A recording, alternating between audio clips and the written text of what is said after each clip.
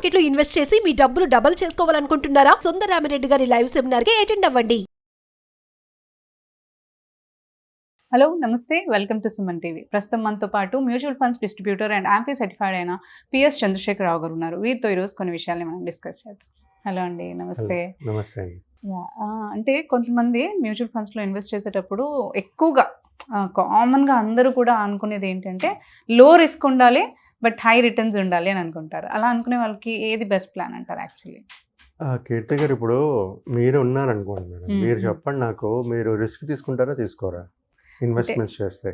Investments అంటే కొంచెం మనకి రిస్క్ అనే అంటారు కదా యాక్చువల్లీ, కానీ తీసుకోరు కదా, రిస్క్ తీసుకోరు. కొంతమంది అదే రిస్క్, ప్రతి ఒక్కరు చేసేది అదే, డబ్బులు ఎక్కువ కావాలి, రిస్క్ తీసుకో, రిస్క్ రావకూడదు అనుకుంటారు. ఎలాగా?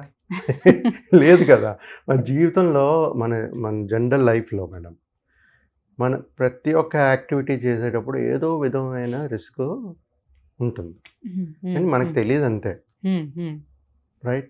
సో ఫర్ ఎగ్జాంపుల్, ఇక్కడ నుంచి ఒక లాంగ్ జర్నీకి వెళ్ళారనుకోండి, ఇంకో స్టేట్కి బై కార్ వెళ్తున్నారు, రిస్క్లు ఉన్నాయి కదా, యాక్సిడెంటల్ రిస్క్ ఉంది, చాలా రిస్క్లు ఉంటాయి.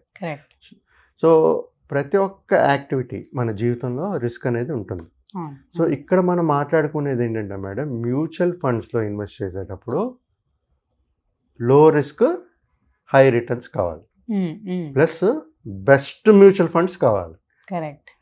మీరు ఇప్పుడు మేడం ఒకసారి గూగుల్ వెళ్ళి గూగుల్ చేయండి, best 5 mutual funds, best 10 mutual funds అని కొట్టగానే 5-10 వస్తాయి. ఇవాళ బాగా రిటర్న్స్ ఇచ్చి ఉంటాయి, 30%, 40%. సో మనం అక్కడ చూడవలసింది ఏంటంటే మేడం, అసలు ఎన్ని ఇయర్స్ రిటర్న్స్ అది, రైట్? సో ఆ రిటర్న్స్ చూసుకుని ఏం చేస్తారంటే, ఫర్ ఎగ్జాంపుల్ ఒక 5 years రిటర్న్స్ బాగా ఇచ్చిందా అనుకోండి, ఓకే, 30% ఇచ్చింది అనుకోండి.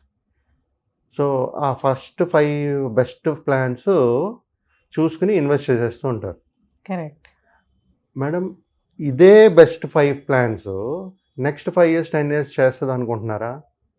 ఓకే, ఆ కన్సిస్టెన్సీ ఉండొచ్చు, చేయొచ్చు, చేయకపోవచ్చు. మ్యూచువల్ ఫండ్స్లో ఎప్పుడు మన ఒక ప్లాన్లో ఫండ్ మేనేజర్ చర్నింగ్ ఎలా చేస్తుంటారు, మారుస్తుంటారు స్టాక్స్ని, అలాగే ఏఎంసీస్ ఫండ్ పర్ఫార్మెన్సెస్ కూడా మారిపోతుంటాయి. ఓకే, వాళ్ళ స్ట్రాటజీస్ బట్టి ఈరోజు ఒక ఏఎంసీ బాగా చేస్తే రేపు ఇంకో ఏఎంసీ బాగా చేయొచ్చు. సో నేను చెప్పేది ఇక్కడ ఏంటంటే మేడం, మ్యూచువల్ ఫండ్స్లో బెస్ట్ ప్లాన్స్ అనేది లేదు. Okay, there is no best plans. ఇప్పుడు కావాల్సింది ఏంటి జనాలకి?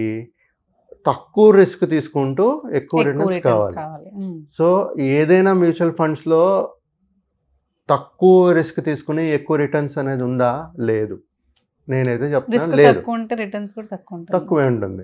ఇప్పుడు మీరు ఎఫ్డీలో వేసారు, మీకు రిటర్న్స్ ఎలాగొస్తుంది? అదే మ్యూచువల్ ఫండ్స్లో ఉందనుకోండి, మీరు మ్యూచువల్ ఫండ్స్లో డెప్ట్ funds, equity related mutual funds ఉన్నాయి. మీరు డెప్ట్ ఫండ్లో వేసుకున్నారంటే రిస్క్ తక్కువ ఉంది, అక్కడ రిటర్న్ కూడా తక్కువే కదా. కానీ మీకు ఇక్కడ కావాల్సింది ఏంటి? లో రిస్క్ హై రిటర్న్స్. సో మీరు ఏం చేయాలి? ఈక్విటీ రిలేటెడ్ మ్యూచువల్ ఫండ్స్లోనే పెడితే మీకు హై రిటర్న్స్ అనేది వస్తుంది. కానీ హై రిస్క్ ఉంది, మీకు లో రిస్క్ కాదు, లో రిస్క్ అయితే కాదు. కాకపోతే మ్యూచువల్ ఫండ్స్లో ఇన్వెస్ట్ చేసేటప్పుడు మేడం, ప్రతి ఒక్క ఇన్వెస్టర్ అబ్జర్వ్ చేయవలసింది ఏంటంటే, లో రిస్క్ హై రిటర్న్స్ లేదు. కాకపోతే మన ఇన్వెస్ట్మెంట్స్ని ఆ రిస్క్ అనేది తగ్గించుకునే ఛాన్సెస్, స్ట్రాటజీ అనేది ఉంటుంది. అంటే ఎప్పుడైతే ఒక పర్సన్ మనం మాట్లాడుకుంటూ ఉంటాం కదా మేడం, ఒక యంగ్ ఏజ్లో ఉండేటప్పుడు హై రిస్క్ తీసుకోండి, హై రిటర్న్స్ వస్తాయని, రైట్? సో అదేవిధంగా ఇక్కడ ఏంటంటే మనకు వచ్చే లో రిస్క్ అనేది ఉండదు. కాకపోతే రిస్క్ని తగ్గించుకోవచ్చు. తగ్గించుకోవడం ఎలా? మీరు పెట్టిన పెట్టుబడిని, సింపుల్ స్ట్రాటజీ ఏంటంటే, మీరు పెట్టే పెట్టుబడిని డైవర్సిఫై చేసుకోండి, రైట్? కొంత ఈక్విటీలో, కొంత డెప్ట్లో, కొంత gold. So diversification is a main strategy to minimise your risk. మీ రిస్క్ని కొంచెం చేయగలుస్తాం తప్పించి లో రిస్క్ హై రిటర్న్స్ అనేది ఉండదు, రైట్? సో మేడం, ప్రతి ఒక్కరూ ఇక్కడ చూడవలసింది ఏంటంటే, రిటర్న్స్ ఎప్పుడైతే మనకి ఎక్కువ కావాలో రిస్క్ తీసుకోవాలి.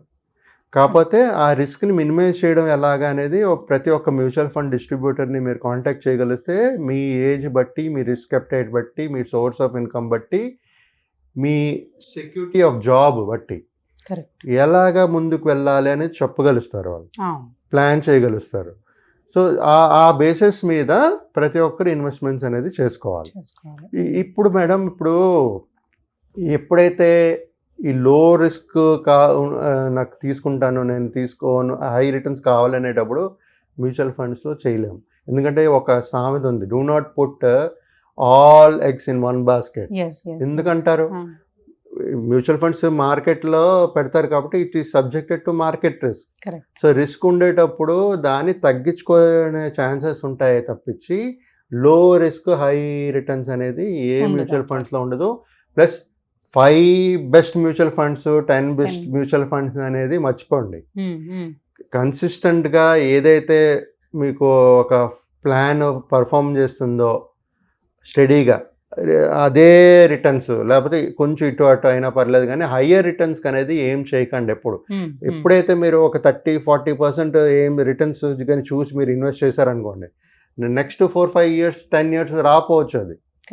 సో మన ప్లానింగ్ ఎప్పుడు ప్లాన్ చేసేటప్పుడు ప్రతి ఒక్కరు చూసేది ఇది లో risk high returns correct, but diversify చేసుకుని మీ అసెట్ అలొకేషన్ చేసుకుంటూ ఇన్వెస్ట్ చేసుకుంటే ఇలాంటి రిస్క్ అనేది తగ్గించుకుంటూ మన బెటర్ రిటర్న్స్ అనేది చేసుకోగలుగుతాం. బట్ ఓవర్గా ఎక్స్పెక్టేషన్స్ పెట్టుకోకుండా రీజనబుల్ రిటర్న్స్ పెట్టుకుంటూ మనం మాట్లాడుకున్నట్టుగా inflation plus real GDP nominal GDP ఎంతైతే వస్తుందో అలా ఆ విధంగా ప్లాన్ చేసుకుంటూ ఎవరైనా ప్లాన్ చేసుకోవాలి. ఇప్పుడు ప్రతి ఒక్కరూ ఒక 30% రిటర్న్స్ వస్తుందని ఆలోచించి పెట్టారనుకోండి మేడం, మరి ప్రతి ఒక్కరూ రిచ్ అయిపోతారు కదా, రైట్? సో 1 year 2 year కాదు, మీరు 1 year ఇన్వెస్ట్ చేస్తాను మీకు డబ్బులు సరిపోతుందంటే మేబీ 30-40-50% కూడా రావచ్చు. కానీ ఎప్పుడైతే మీ గోల్ లాంగ్ టర్మ్ ఉంటుందో 10 years 15 years 13 years తర్వాత 30 years తర్వాత ఉంటుందో అప్పుడు మీ average return should be somewhere around 10-15% on average తీసుకుంటూ రియలిస్టిక్గా మన ట్రాక్ హిస్టరీ చూసుకుంటే ఎంత రిటర్న్స్ వస్తున్నాయో చూసుకుని దాన్ని బట్టి ఇన్వెస్ట్మెంట్స్ అనేది చేసుకోవాలి. సో ఈ విధంగా మేడం ప్రతి ఒక్కరూ వాళ్ళు రిస్క్ అప్టైట్ చూసుకుంటూ ఎక్కడ పెట్టాలి, ఎలా తగ్గించుకోవాలి అనేది ప్లాన్డ్ వేలో ఇన్వెస్ట్మెంట్స్ అనేది చేసుకుంటూ వెళ్ళాలి. రిస్క్ తగ్గించుకోవడానికి మీరు అన్నట్టు ఇప్పుడు మల్టిపుల్ వేస్లోనే మీరు ఎప్పుడు చెప్పిన విధంగా డైవర్సిఫై చేసుకొని ఇన్వెస్ట్ చేసుకుంటే బెటర్ అని అంటారు యాక్చువల్లీ. అవునండి. ఇప్పుడు ఎందుకంటే లో రిస్క్ అనేది ఉండదు మ్యూచువల్ ఫండ్స్. ఎప్పుడైతే వెల్త్ క్రియేట్ అవ్వాలనుకుంటారో రిస్క్ అనేది ఉంటుంది. అది ఆ రిస్క్ని ఎలా తగ్గించుకోవాలనేది మనం చేయాల్సింది. సో అది దాని ఒకే సొల్యూషన్ ఏంటంటే డైవర్సిఫికేషన్ ఆఫ్ యువర్ ఇన్వెస్ట్మెంట్స్. అది చేసుకునేటప్పుడు మన రిస్క్ తగ్గించుకుంటూ వెల్త్ అనేది క్రియేట్ చేయగలుగుతాం. ప్రతి ఒక్కరూ రిస్క్ లేదు, రిస్క్ లాగా అక్కర్లేదు, నాకు వెల్త్కి రావాలంటే సహజం కాదండి, నాట్ పాసిబుల్. సో మన అది అండర్స్టాండ్ చేసుకుంటూ మనం ఇన్వెస్ట్మెంట్స్ అనేది చేయాలండి. ఓకే అండి, thank you for sharing. Thank you అండి.